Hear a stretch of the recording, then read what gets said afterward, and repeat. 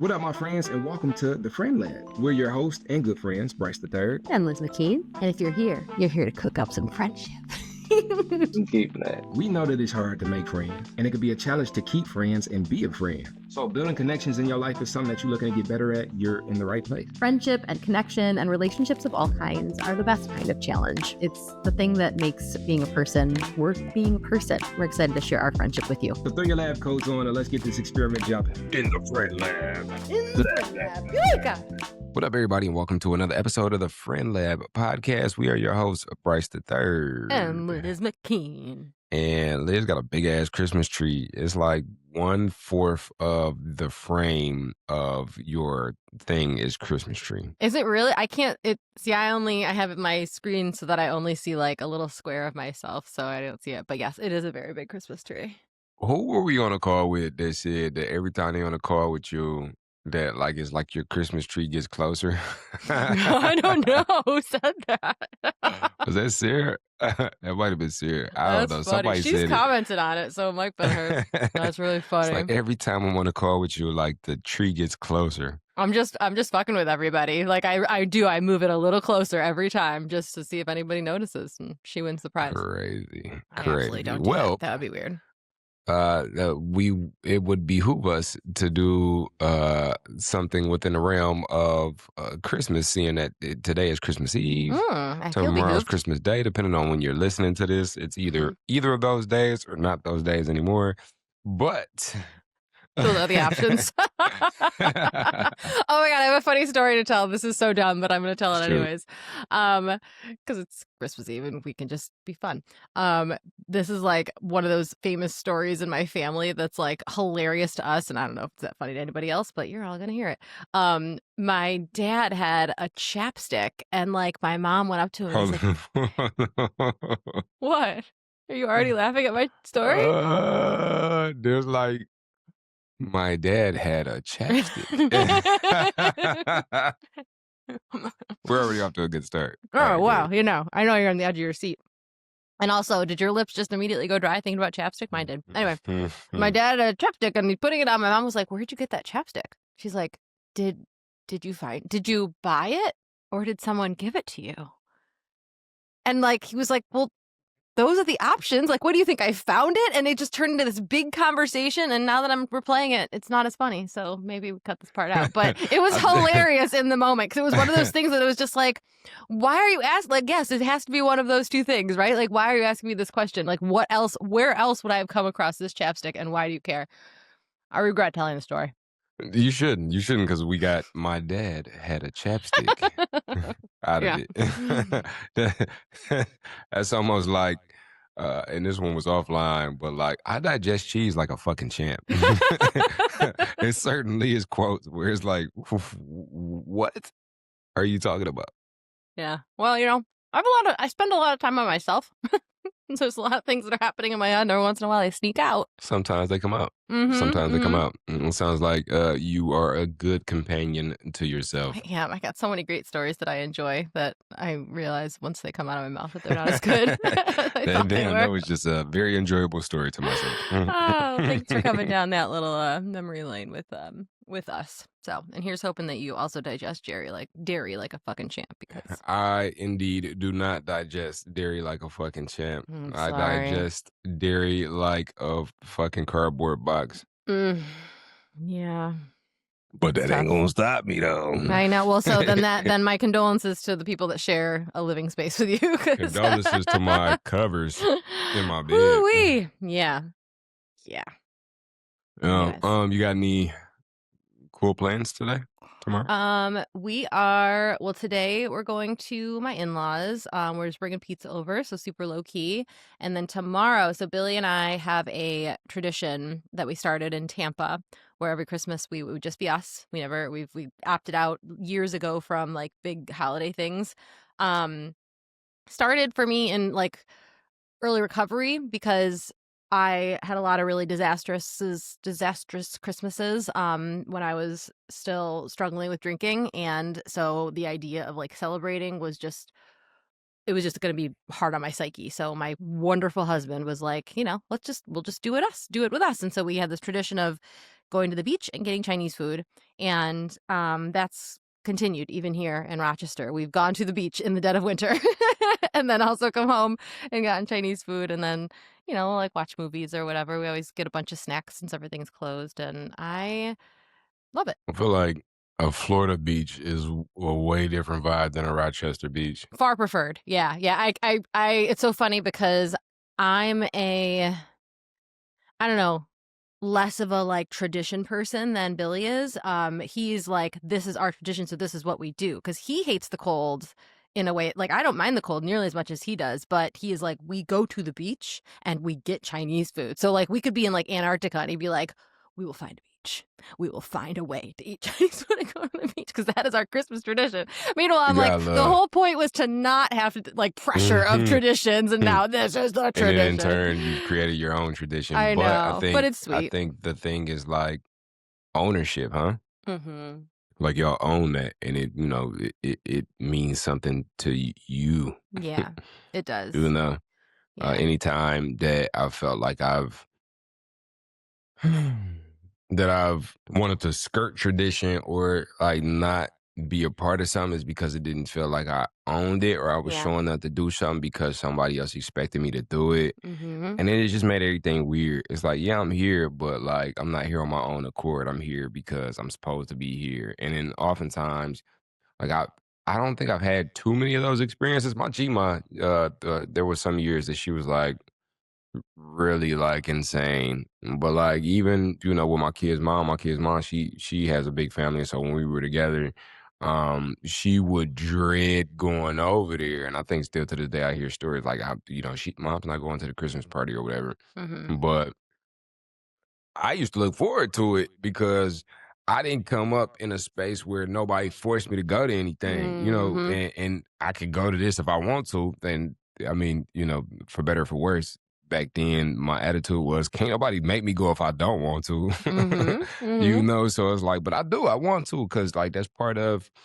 the energy. That's part of what makes the thing feel like the thing for me. It's mine. I own it. I own the energy, Yeah. It was so interesting. So last night, and maybe if you're on YouTube, I'll clip up some videos because I got a couple of videos. But last night, I met up with my baby mama at a friend's a house, like a mutual friend's house. Me, my wife, and my daughter had went over to that friend's house, and it was one of those interesting experiences where you wanted to see your friend, and your friend was already going to something else, and so your friend invites you secondhand to the something else that she was going to, so that you know feed two birds with one stone. I was going to this thing anyway. You kind of know this person. It's been a while since I seen Allie and Sadie, but like, so it's like, okay, cool. So we show up to the spot before she shows up. She shows up maybe like 45 minutes after we get there. And it's literally like we walked in on somebody's Christmas family tradition. Oh my gosh, that's a weird feeling. And it's like, and hear this with the spirit of like, I've been a lot of people in my life. I've lived a lot of different lives, and this thing is always still kind of in me.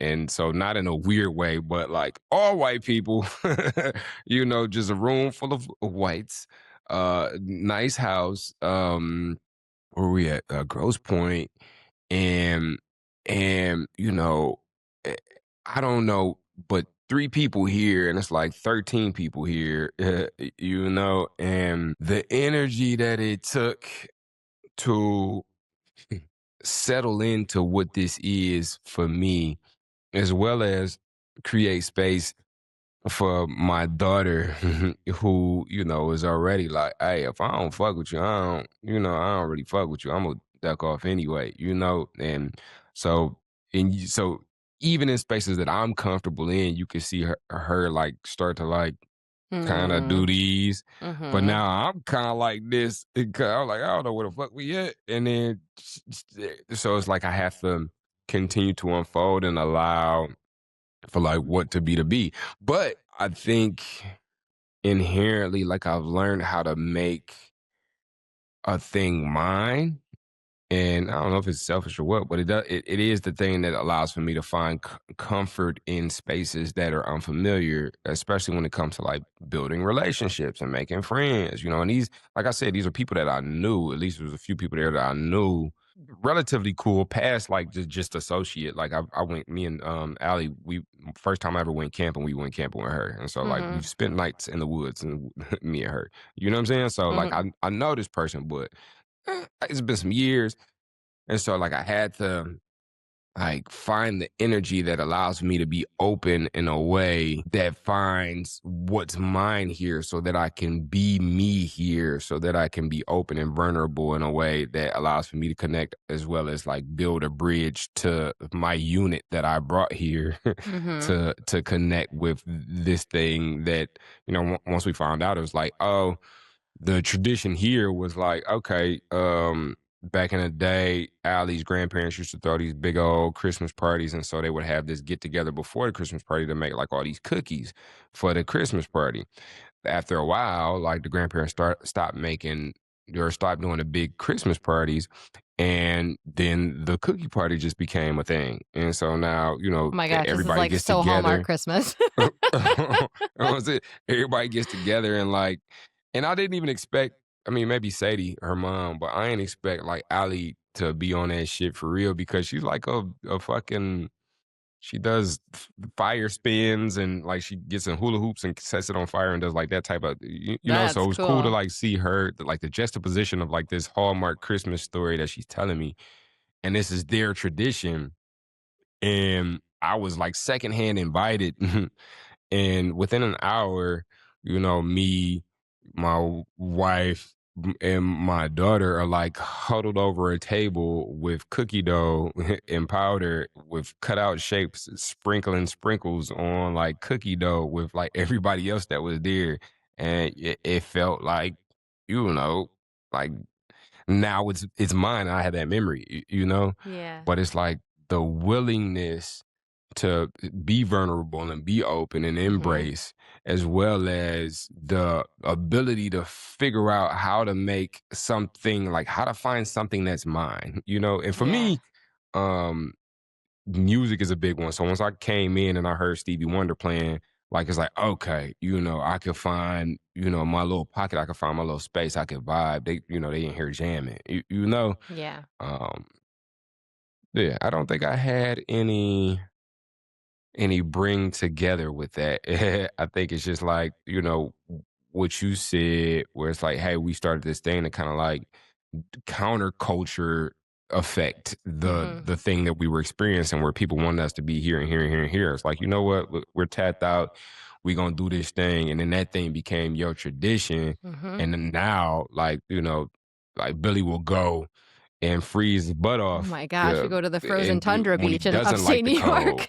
cold. Right? But it's yours. Yeah. Y'all own it, It is. Yeah.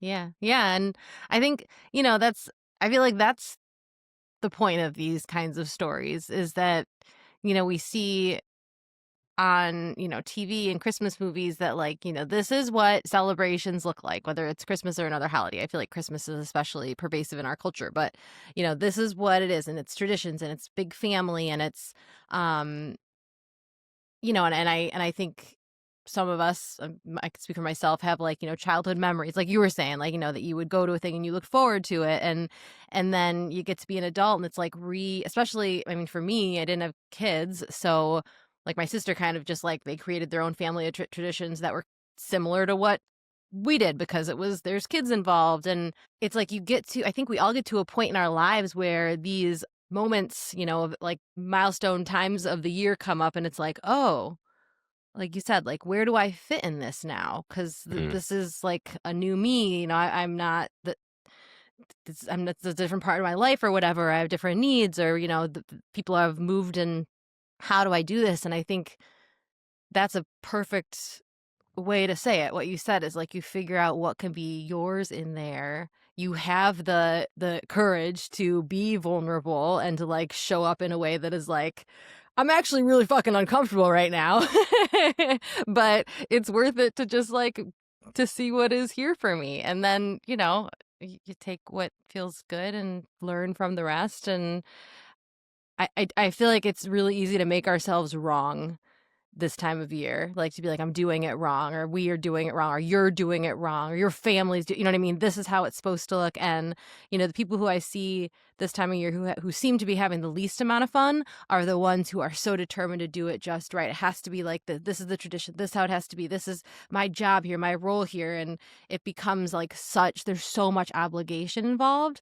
that any of the joy stuff is just, it seems like more of a performance of it than a actually feeling of it. And yeah, I don't really want that. And that's okay if somebody else does want that. You know what I mean? Like maybe you're doing that for your kids and they get to have these memories that are beautiful and that was worth it. But I guess the point is we all get to do it our own way. And you're not wrong for doing it your own way. Yeah. Yeah.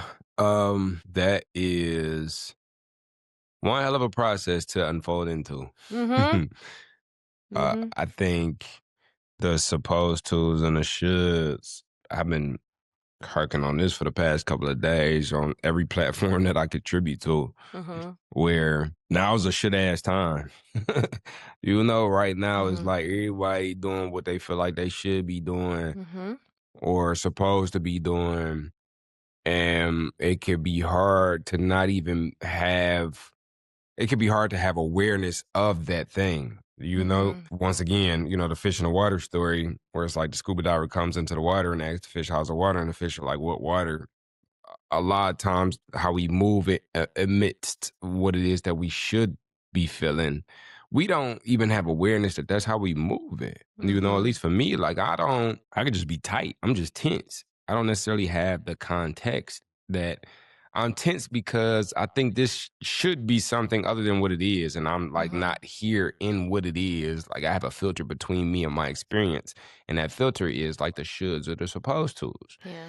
And there's whole people who, you know, don't know they're in that water might confuse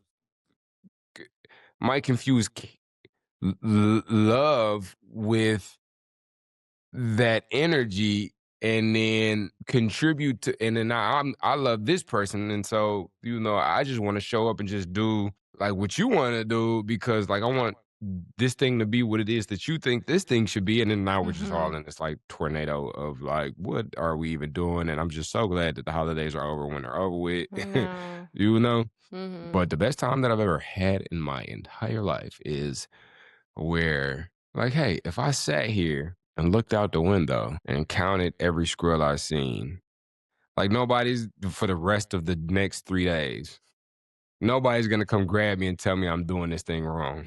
Like you did Christmas wrong. You wasted Christmas counting squirrels. Oh, well, you know, like, could you imagine how silly I would feel telling somebody that they wasted Christmas counting squirrels? Like, that sounds so whimsical and magical. Like, I just want you to have the experience that you have and however it is that you having it, you know? And because I want that for the world, I tend to often like find that like I give myself the grace to allow for that for myself, you know? Yeah.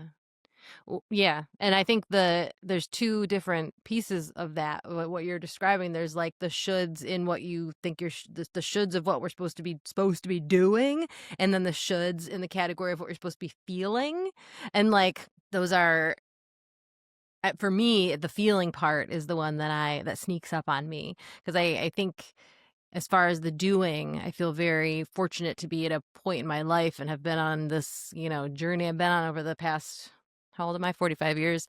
That is like, I really do what feels right Doo-doo. for, thank you. Thank you for being with me in my immaturity.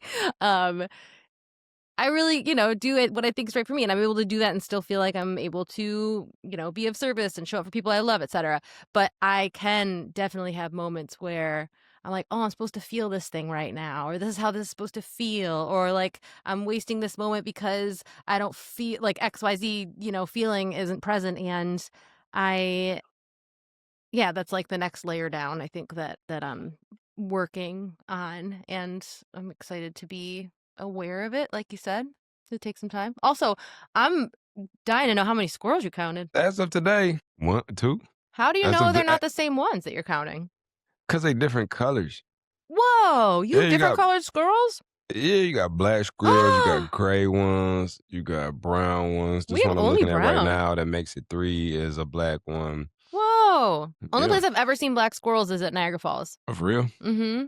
Oh, well, he's got a partner. She's gray, so that's 4. Cute. So there's like a whole squirrel army over here. They really be glitching. That's cute. The squirrels hang out over here. That's very merry.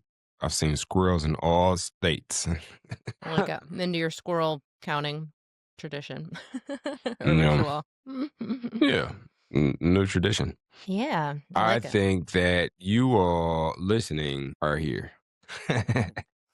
You're here, which means that it's important that I remind you that you're here. Presence is one of the biggest, most impactful practices to my quality of life that I've ever experienced. The ability to be here without the friction between me and life that a should or a supposed to is. And the reason I say that you all are here, God need to say that I'm here.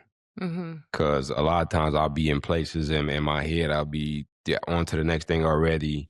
I'll be, reminiscing or contemplating on the previous thing, but I'm not there.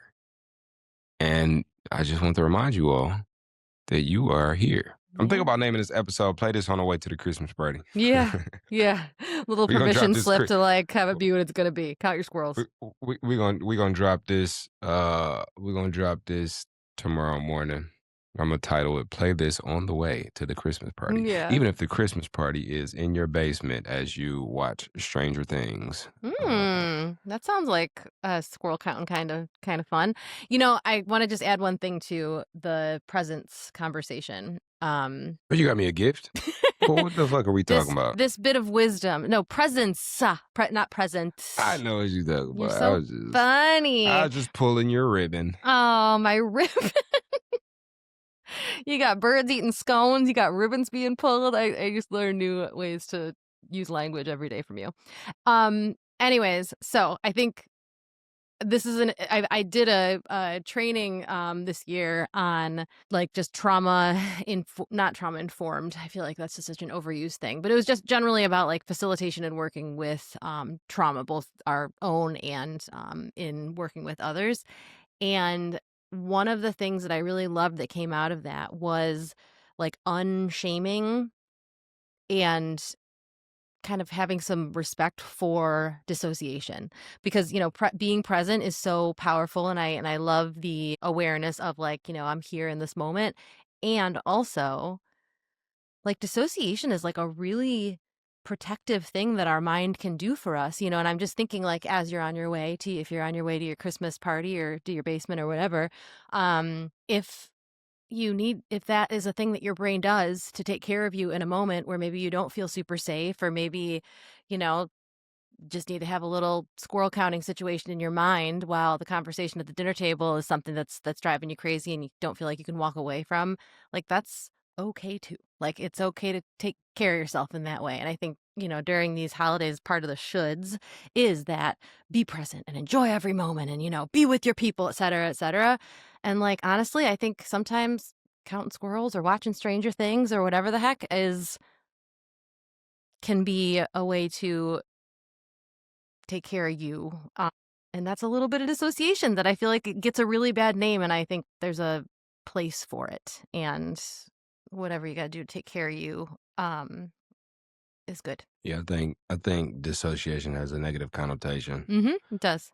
But the way that you just broke it down, I think for me in recovery or just in a life that's lived with life, there are certain things that allow for me to soften to the experience. And I think what you just shared was one of those things where it expands my ability to allow for whatever, you know? Yeah.